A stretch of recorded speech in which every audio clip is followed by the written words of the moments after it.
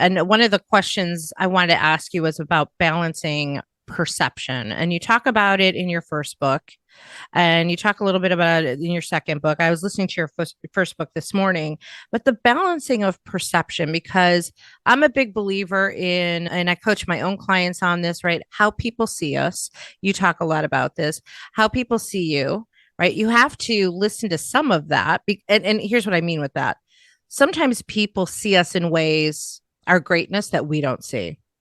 And getting feedback from others on our greatness helps us build confidence. And so I've always preached that if you feel like you don't have the confidence, go find out what other people see as your, I think you call your superpowers. Like, what are those superpowers?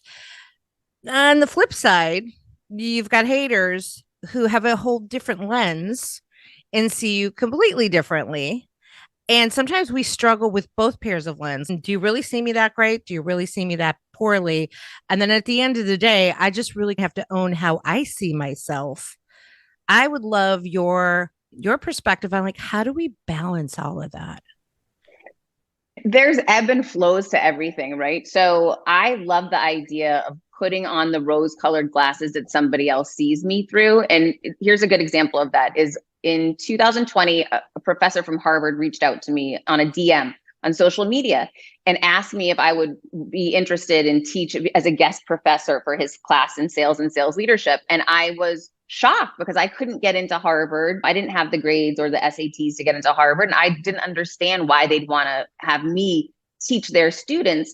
So basically, I was not putting myself on a level playing field. I was putting myself beneath others because of a title or a name like Harvard, which is wrong, right? Because as leaders, we want to show our children and the world that we're all equal. It doesn't matter where you go to school, what color you are, what background you have. That's all irrelevant. We're all equal. And the more I remind myself of that, the more I try to put everyone on that same level playing field, which was the catalyst to get me on the phone with that man. And once I was on the phone with him, he immediately said, listen, the reason why I'm interested in you is I've been out of the business world for 15 years. I'm a white man in his 60s. You have this unique experience. You're a single parent. You leverage social media in business. I don't know any of these things. And I feel like I'm doing a disservice, Heather, if I don't bring this knowledge and this relevant information to my kids. Yes, I do a great job teaching them the curriculum, but I think that this is an updated version 2.0 of what's happening in business. And once he explained it to me that way, I thought, he's so right. I have to show up to teach them these things because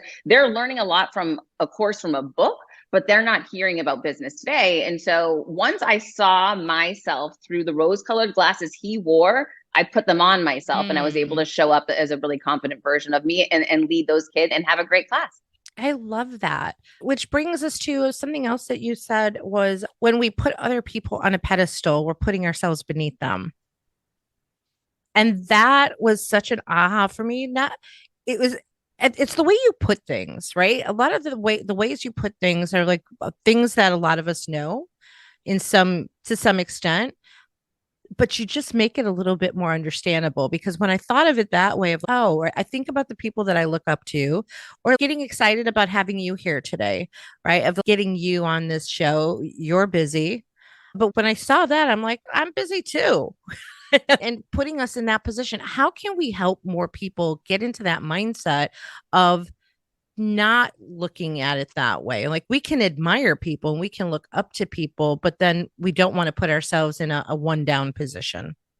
Listen, I recommend that you think of someone in your life that appears a certain way on social media, but you know that person personally, that's not who they really are. And use that one instance as an example, right? I know this woman who has 1 million followers and looks so perfect, but she's nuts in real life. And no one really, people that I know don't really hang around with her. It's not representative of what's real. And you just think of, if that's the case with that one person, it could be the case with anybody, right? So who am I to sit over here and judge and put myself beneath someone or someone over me? I don't know the whole story, and it's not mine to know. But what I can say is I do want to live in a world where we are treated equally, where my child treats people equally. And I'm going to help be a part of making that happen the minute I start showing up and leveling that playing field for everyone. You sent something to me about social media for dummies, and I didn't have a chance to really look at that. But if we missed anything, or we've covered some of that already, what else can we be doing from a social media perspective? Yeah, absolutely. So the most important thing, if you're not super familiar or even really comfortable with social media, it's really overwhelming. You may not know where to start. A really good place to begin is we talked about your profile. Is your bio updated? Is your work history updated on LinkedIn? Is your profile picture professional looking? Is it blurry? Does it actually fit in the little circle? Those things are really important to how you're visible and how you appear to other people. So you want to make sure your profile looks good, and you can find all of the image dimensions and all of that stuff by a quick Google. It will literally pop up in the first two results. Even though it's changing all the time, you can usually find the most updated standards Yeah. on Google without any problem. You just have to look it up. You just have to try. And then in terms of your actual approach to posting and engaging on social media, don't worry too much about frequency of posting. I know a lot of people tend to fret about, okay, I have to post every single day. I have to post 7 times a day. I need to post 5 times a week, and it has to be these kinds of posts. Don't overthink that, especially in the beginning. All that's going to matter is if you're posting on a consistent schedule. So that could be once a day. Just make sure it's the same time every day. And then it could be once a week. Just make sure it's around the same time every week. Okay. And more importantly than that, a couple of minutes before you post, start engaging on stuff on your feed. Start commenting on posts that you recently posted that had 1 or 2 likes on it, had a couple comments. Even if it didn't do numbers, as they say, you can just do a little bit of interacting. Start liking some posts on your feed so that Instagram or LinkedIn or Facebook is, oh, okay, they're on, they're active, they're going to do something. Then you post. And after you post, you might have that sense of relief. Oh my gosh, I just posted. Great, I'm done. Or it might be that fear of, oh my gosh, I sent it. I'm going to put my phone down. I have to run away. I'm like so scared. And I don't want you to do either of those things. What you're going to do is you're going to stay on for a couple more minutes, wait till you get a like or 2, and then comment on the post. Share it, tag somebody in a comment. You're going to interact on your own post a couple times, and then you're going to go back to engaging on other posts for just a couple minutes. So it's seriously no more than 5 minutes. Abby, that is, I didn't know. That is like such good stuff right there. So do a little bit of posting and engaging before you create your own post, and then stay on and do a little more posting and engaging before you get off. Yes, just make it a routine. And does that change the algorithms? For the individual, thinking about the algorithm too much will just give you a headache, and it's not worth it because they're going to change it tomorrow. But for the most part, think about what the social media companies want. They want you to be on as much as possible, so you're clicking on ads and buying stuff.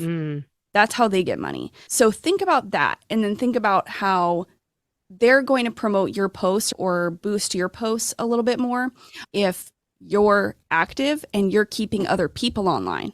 The longer that you can stay online and the longer that other people can stay online, the more likely they are to buy something on a sponsored ad. That's just math. So just work with it a little bit, but to your own advantage. What's some advice that you could give leaders on how to still manage people individually, but still be fair and consistent? I know it's a big one. That is, and I lived it so many times. I had a consistent high performer on my team for 7 out of the 10 years that I was in my role. So as that tenure increases and that person's success increases, so does their, let's say, their name in the company. I worked for a very large company. Their name in the company, their name in the location. As a leader, we always thought it was important at this company to show people that you can hit these goals. But for some people and personalities, they looked at it as, I'm never going to I can't beat that person. I'm just going to quit. And we had multiple people quit because they were like, I'm never going to be that person. Yeah. I can't. But so after this happened as a new sales leader, I was like, I've got to change something. Keep holding somebody on a pedestal isn't the right thing to do. All right. Praising where praise is due. Absolutely, because high performers usually thrive off of praise. And if they're doing the things, you have to praise them. There are some things that I would do behind the scenes where I would add extra praise and feedback to that high performer. And I actually would share with them. We had a really good trusting relationship. Hey, I want you to know that I think you're doing fantastic. However, the team is going to hear this. I just don't want you to think it's discounted. I think you're fantastic. But it got to a point too where so many people were saying this that people were immediately feeling from day one inadequate. So I would break down the new people's goals into realistic amounts, very small, and then I would celebrate the heck out of them meeting those small goals. Because if your buying cycle is long, these people, you don't want them to take too long to feel a win. And that industry was a long buying cycle. If you don't find ways to celebrate and give these people their own version of a successful pat on the back, I think you do yourself a disservice, because they might be waiting 6 months to get a woohoo. And if all they hear the whole time is how the other person's just killing it and making the bonus and winning the awards and winning the 4 days off for free, and I think it can be detrimental. It's a tough balancing act, Gina. It is. And thank you for answering the question. I think this, right, I wrote it down, so we pull this out as a video blurb. I think that's really powerful.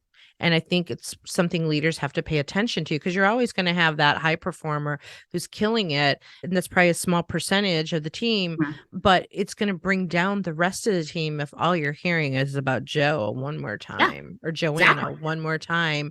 And I think this is such a great strategy that give them their praise, but behind the scenes, give them a little extra and say, you're doing amazing. I also think that I want to lean on those performers and say, hey, you're killing it. John and Michelle are not. And somehow I want you to be a resource or a mentor or someone that they can lean on. What do you think of that? Tell me more about what you mean by knowing and doing gap. Well, that's where, if you look at it, there are so many great sales books out there. I encourage everyone to read all of them, because different teachers will speak to you in a different way. However, after you've read the material, studied the material, maybe role played it, I bet in all your years of watching hundreds of practice sets or role plays, you're seeing people that know what to do and they still don't do it. So let's use a really easy one. Everyone's been taught to get a clear next step on the calendar with a qualified prospect. Okay. But a prospect might say something like, give me a call in 2 weeks. Let's talk in 2 weeks. And the salesperson lacks the assertiveness to say, you know what? I don't have a couple weeks on my calendar, but I do have next Thursday at 2:00. So sometimes you could say that's lack of a selling skill. I'll guarantee you it's lack of assertiveness in stating what you need. And what you need is an appointment on the calendar. Right. Check this prospect's commitment to really talking again. That's a very small area, but I know you've had to see this where they're in chase mode because they didn't get that next step on the calendar. Yeah. Yeah. And I'll tell you, over the years, that was probably one of my bigger weaknesses, was the follow-up and not getting the next appointment on my calendar. And now I'm sort of unapologetic about it. Like, my style with it is, hey, I'm in sales and I have to get something on my calendar. Right. And I'm usually selling in the sales space. So salespeople can, right, I can talk to a salesperson that way. But even if they're not a salesperson, if I'm selling to somebody else, my approach is, this is what you would get working with us. Like, I'm modeling this for you, that this is what we do. We get the next step. And so I think for me, it's been about having the confidence to do it, to not feel uncomfortable. Why do you think people don't ask for that next step? Well, when people aren't able to bring their assertiveness muscle to the conversation, they engage in what I call passive aggressive type of selling. They go along to get along. Mm-hmm. With that, I would contend there's a belief system going on there, which needs some self-awareness. Oh, I don't want to look pushy. I don't want to look desperate. So they go along to get along for a variety of reasons. And so it's literally not being able to hold that assertiveness muscle. And actually, I would flip this a little bit too, because I know you've been in sales a long time and been very successful. There are times you don't need a next step. And it is okay to disqualify the opportunity and say something like, Gina, we've had a great conversation today, but based on our conversation, I'm not seeing a clear reason for a next step. What am I missing? Ooh. So assertiveness is also a huge skill in disqualifying opportunities that are never going to go anywhere. They're going to end up in, we refer to as a practice proposal. So that could be a talk track, like what we just demonstrated. Yeah. Yeah. But the assertiveness is what allows you to say the right talk track, the right things, the right way, Yeah. right place. A non-personal spray and pray attempt to get business. Yeah. And as a buyer, I resent that, because when you did yours, putting it in the connection request, you know what got me, right? What got me in your request? Do you even remember what I you listened said? to the podcast and I heard you say this. Right. Connect it back to me in some way, that you've personalized this, that you have a clue of what I do. There are other requests I get where they're literally pitching me what I do. Right. And I'm like, I do that too. Oh, okay. Take care. I love the ones. I was recently in a sequence by a recruiting firm so that so they could help me scaling my business and reduce the cost of hiring employees. Like, it's just me, right? And that's probably all it's ever going to be. Like, I've got some fractional help, right? But it's like, this is me. This is what I do. It's my name on the website, Right. on the door, right? And it's like, okay. And finally, I let the guy off the hook. I didn't really let him off the hook. I guess I didn't have to respond whatsoever. Could have just blocked him, but that just didn't seem right. I'm like, dude, can you take me off the list? I'm not who you think I am. Oh, sorry. Thanks. Gone. Here's what's worse. I had one guy today, actually this happened a couple times over the last couple of days, was in this sequence. Someone was reaching out to me, wanted to know if I needed help, video production help, creating a course. And he was offering a revenue split. And when I got the first email, I was like, okay, I'll click the Vidyard link. Did. And then after that, all the emails coming to me were addressed to David. I'm like, but that's my dad. Like, so I responded finally and I was like, two things. One, not interested. Two, you've been calling me David for the last 4 days. Hope that didn't screw up the rest of your automation sequence. I felt obligated to let the guy know. Can you imagine if his whole database just shifted by a line? Right. And now every email Everybody. he's sending in the middle of the sequence just switched. Well, he just destroyed his reputation with that entire list. Gone. Yeah, gone. And that's the problem I have with automation. Even some of the ones that I get where it's like, da-da-da-da-da, don't you think we should get together? And I'll respond, no. And then like 4 weeks later, I get another message, not the same message, but another pitch. And I'm like, hi, Joe, did you read my last response? No response. Right. And then I'll get another message. I'm like, I'm like, oh, I get it. You don't read these. This is automation. Got it. 2 rules for using robots. Are you ready? 1, don't let them know it's a robot. Do everything so well that there's no way they ever know it's a robot, which means you got to be all over it. Or 2, tell them it's a robot right away so that they understand. I found it interesting. I heard you talk in another interview about 2020 being the year that you made the least amount of money, but you accomplished the most amount of things. You did the most amount of things. Yes. It was, what a wild year. I had a really good thing going.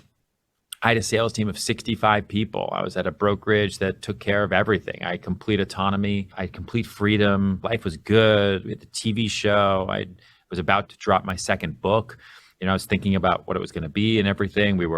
Life was great. And apparently that wasn't good enough for me.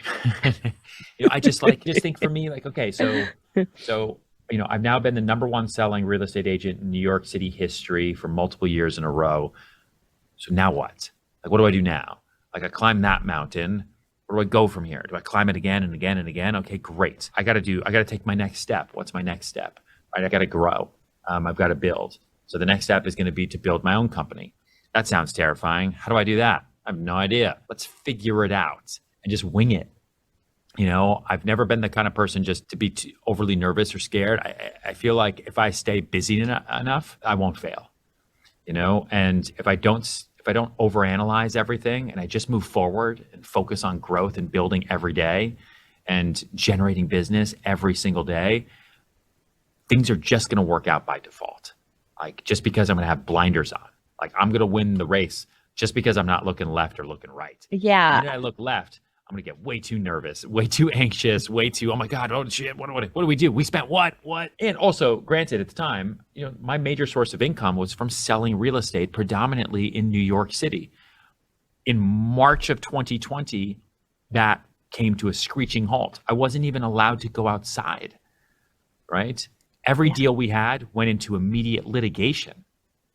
All the deals I did in 2020, Oh God, yeah. until the fall. I didn't even think about that.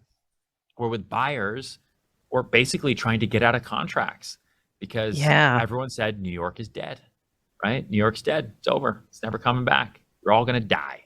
And thankfully, I had a few longtime clients who are very wealthy for a reason because they see through the chaos and the noise.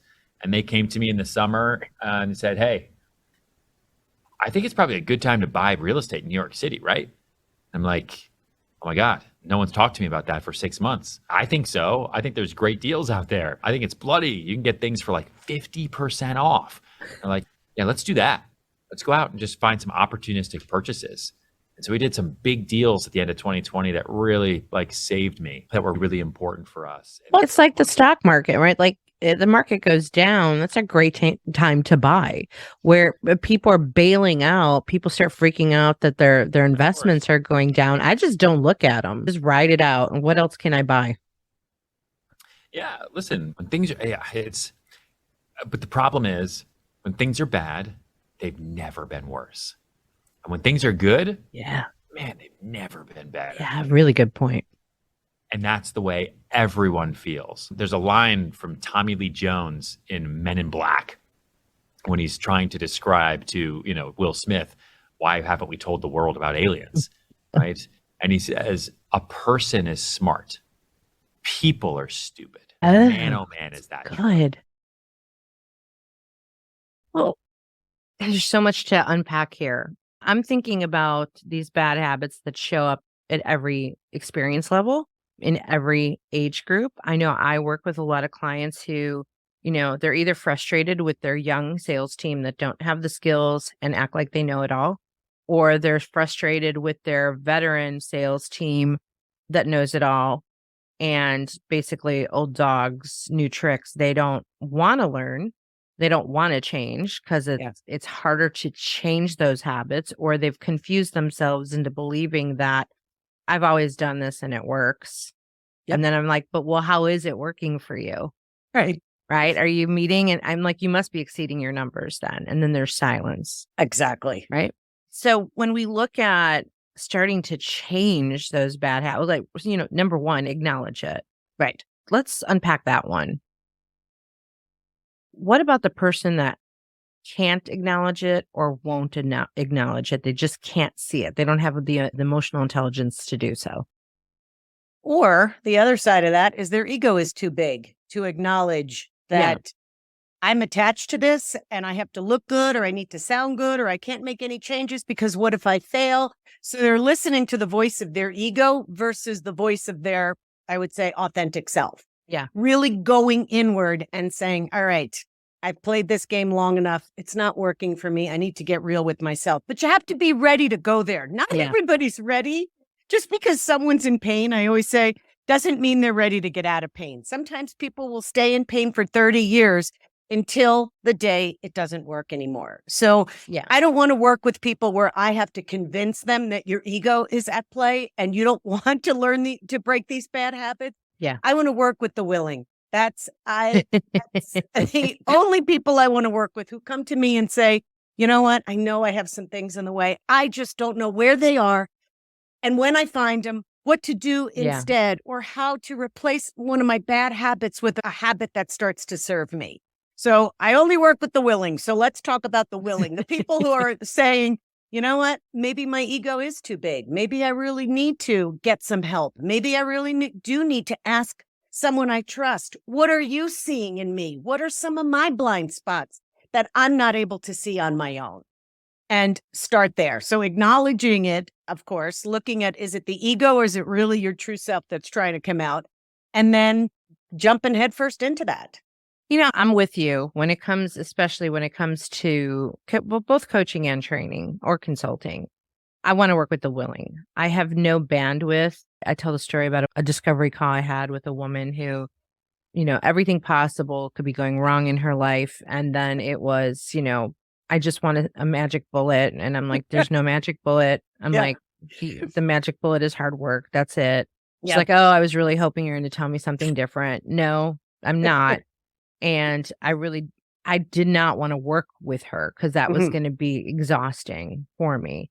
But then there's a sense of guilt with it too, of like, yes, I agree. You have to acknowledge you have a habit problem, let's say, a bad sales habit problem. Well, what about the people that, do you ever feel, maybe this is just my codependency, I feel like part of my job as a salesperson is to find a way to show them the way that they don't see so that they can get to that awakening of, oh, maybe I do have a problem. Do you have any thoughts on that? And I ask this question too because of sales leaders who might be frustrated with how to get through to people who don't see it, but the leader sees it. Excellent question. And yes, I have experience with this on both sides where I will challenge someone and say, let's just take everything off the table, or let's pretend you and I are friends and we're having a conversation. And I'm about to ask you a question that you can be honest with, like just right from your gut and your heart and your head, be honest with me.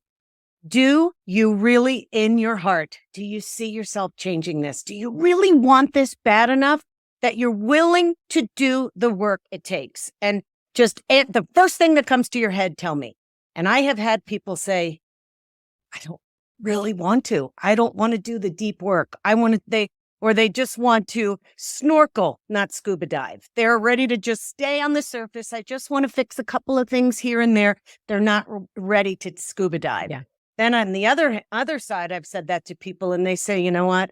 I can't not do this. I have to.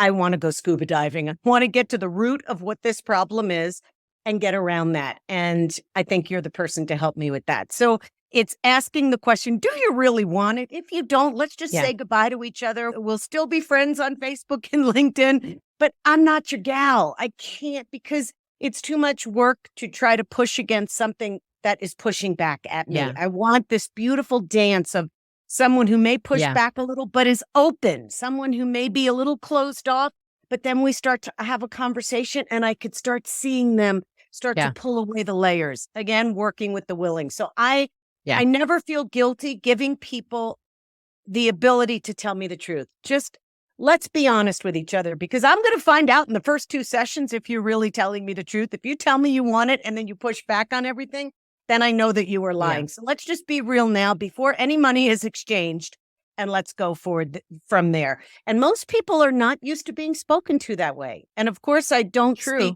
that from my head. I always make sure I speak that type of conversation from my heart, that it really is coming from a true place from me. And I know they feel it, and that's where I can get the honesty from someone. Yeah. I see so much struggle with the framework, with the tools. All of those things are definitely necessary. Now, I started on the opposite, in the spontaneous, improvised way of selling, really messy. And I'm like, this is sufficient, but that's not sufficient as a standalone. And then when I started to understand process and framework and tools, I was like, oh, the merging of the two was magical. Because I knew how to get off the script when I needed to get off the script. This is where I see the problem happens. Is that they learn the script and then they hold on to the script and they don't want to let the script go like it's a security blanket. And that's where the trouble happens, because they don't know how to flex. Can I share with you how we refer to this internally here with our team? This is such a great point. We call this opera versus Playboy. Playboy magazine. I know we're getting racy now. Yes. So an opera is highly structured, highly choreographed. There's dozens of musicians. There's dozens of singers and actors. Think about the opening scene of an opera. It is lockstep. It is dialed in. It is highly coordinated. And that is your preparation. That is your structural questions that you always go in with and your structural sales process. Now, let's switch over to Playboy, specifically Playboy interviews. Turns out, my friends, the interviews were actually great. No one knew this, but it's true. It was not about the pictures. It was about the interviews. I actually watched a documentary on this. It's fascinating, right? It is actually very fascinating once you understand these interviewers, and there was about 16 of them. There's about 16 journalists and interviewers that collectively were responsible for hundreds and hundreds of these Playboy interviews. So they would do maybe 10 a year. They would do a lot. So they come in with about 200 prepared questions. They sit down with the famous movie star, politician, musician, whoever it is, and they start going into their initial question. Based on the answer that they hear, they could literally stop at question number 3 and say, wow, tell me more about that. What happened that night with Elvis? Did he really put that peanut butter and banana sandwich where everyone said he did? Did he really go nude swimming with Marilyn Monroe? Holy smokes, I didn't know that. That wasn't in my research. They will listen for the doors opening when there's new information, critical information, or especially interesting information. They will pursue that line of questioning until it reaches its natural conclusion or until they get the payoff, the juicy story about Elvis and the peanut butter and the bananas. And then, and only then, will they go back to their prepared questions. So even though they prepared 200 questions, they might end up asking 7 or 8. And what's the substance of all the rest of the interview? What's the substance of all the rest of the conversation? Whatever emerges from that celebrity that's especially interesting, valuable, unique, or newsworthy. Imagine if we ran our sales calls, and especially our discovery calls, saying, okay, opera is the preparation. We always start with the same question, with the structural questions. And then the Playboy is the situational questions.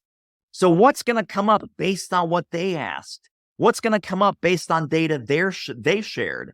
What avenues are now opening up that will help you make the case for how you can help this prospect, how you can help this company, how you can help this situation that you would have never guessed in a million years, but they just revealed it to you, and you now follow that trail to its natural conclusion.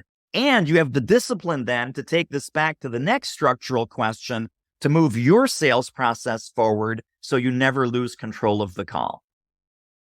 I think I'm in love with you.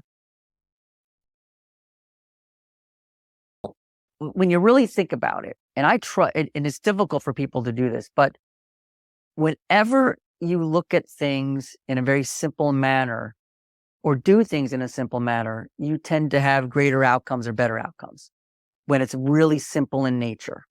And it's with everything. When your relationships with your family are simple, they're not complicated, they're not full of drama and all of this stuff, you feel better.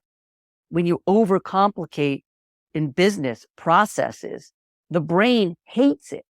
The brain, and studies show this. This is why I said, let's talk about this, because studies show when you overcomplicate things, the human brain it runs for the hills. It can't stand the complexity.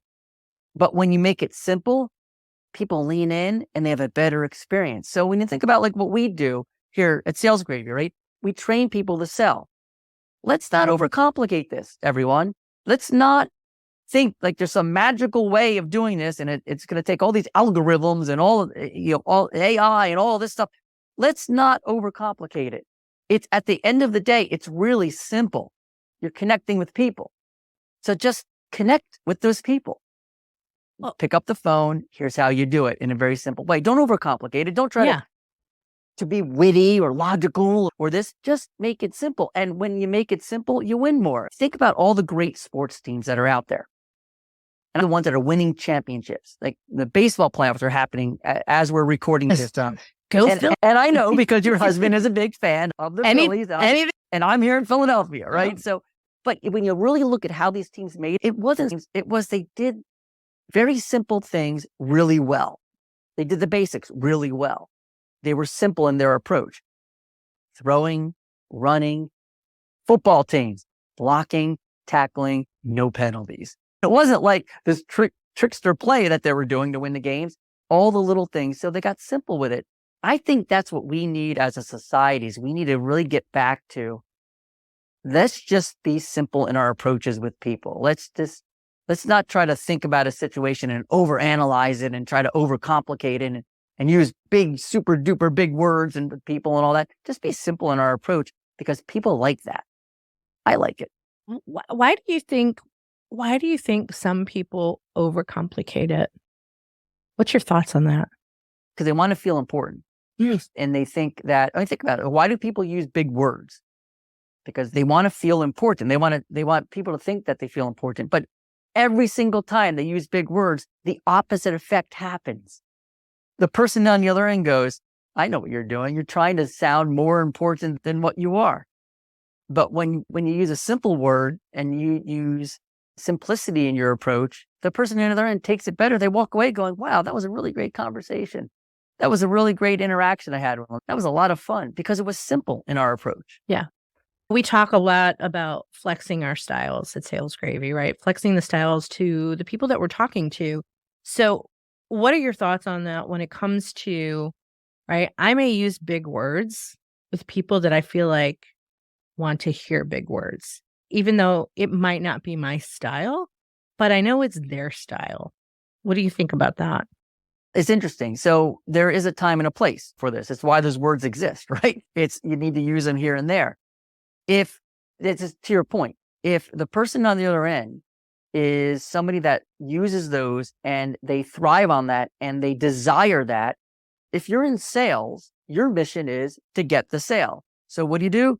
You simply become a chameleon. You become adaptable. Yeah. You just kind of flex over it. Adam Grant writes about this. He did studies about this.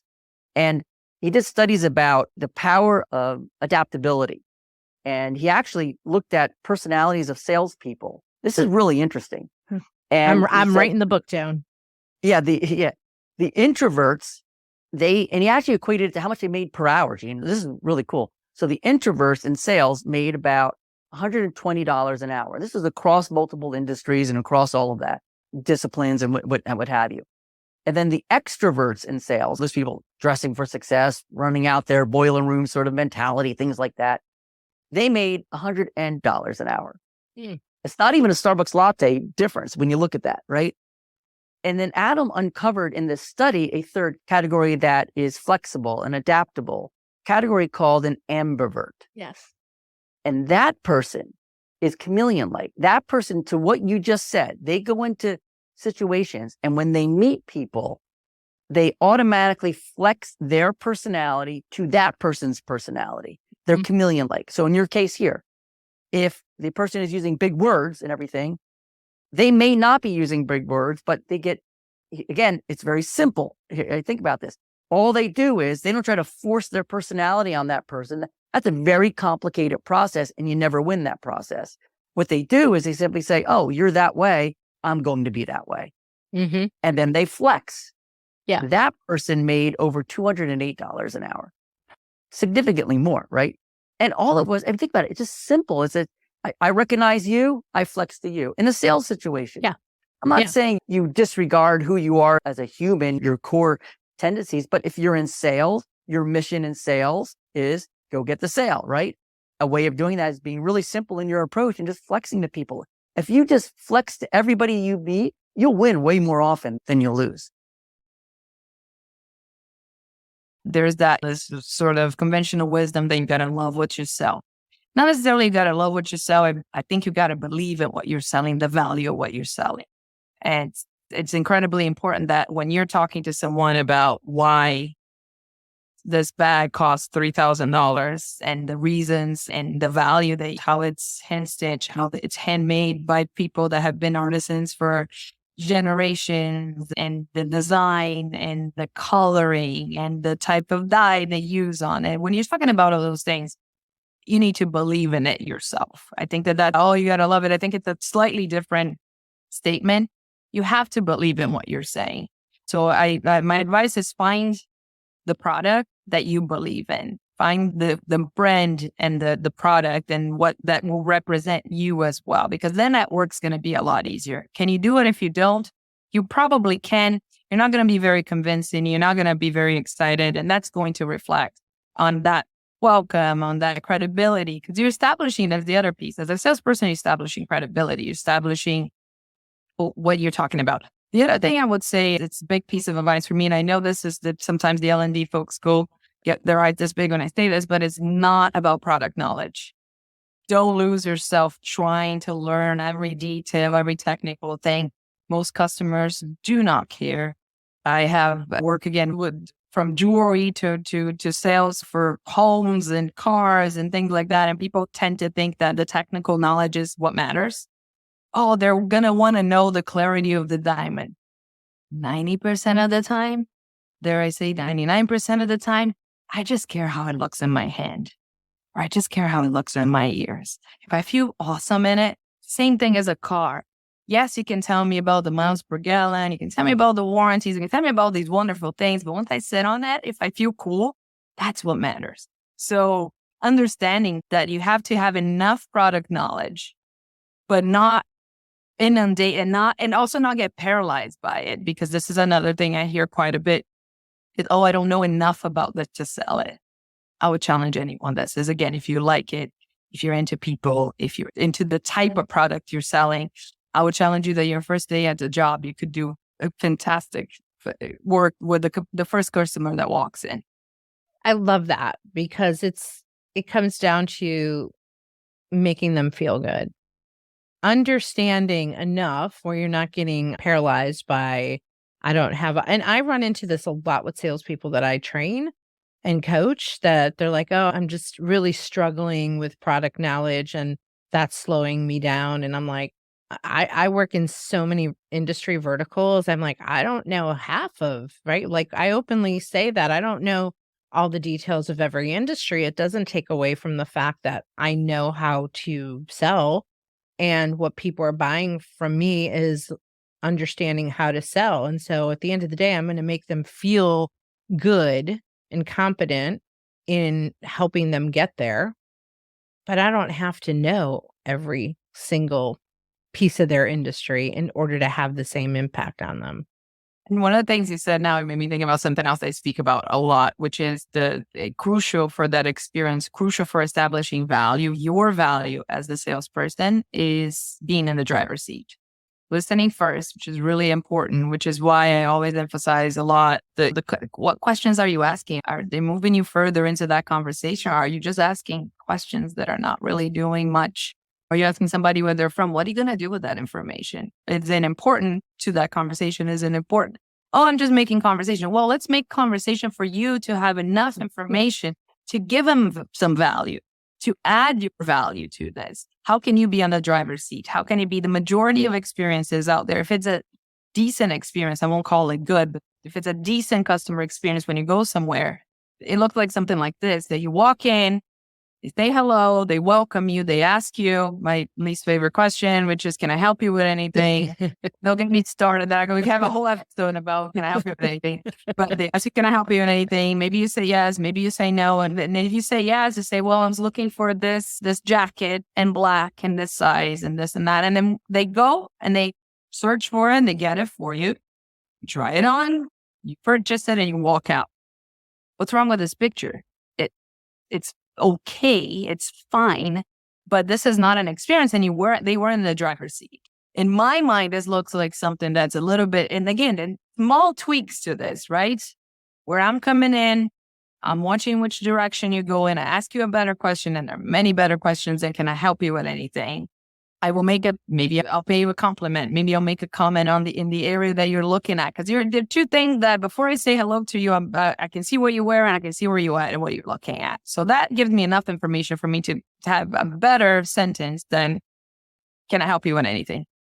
And then after that, when I ask you for that jacket in black and that size, maybe I bring you 2 or 3 jackets. Maybe I bring you the sunglasses that go with the jacket. And maybe I tell you that looking at what I'm wearing and seeing that I'm very elegant in this type of cut, you just took the liberty of going with a different brand that has a completely different cut for me to just try it out and see how that looks like. And that takes you an additional, 2 minutes we're talking here, maybe 3, maybe 5, if you have to look for a couple of items. So it doesn't cost any more than it did before. And then to top it all off, you have a decrease in traffic year after year, specifically in brick and mortar stores. So there's less people in front of you. Take the opportunity of that moment. Take the opportunity to have that time with someone.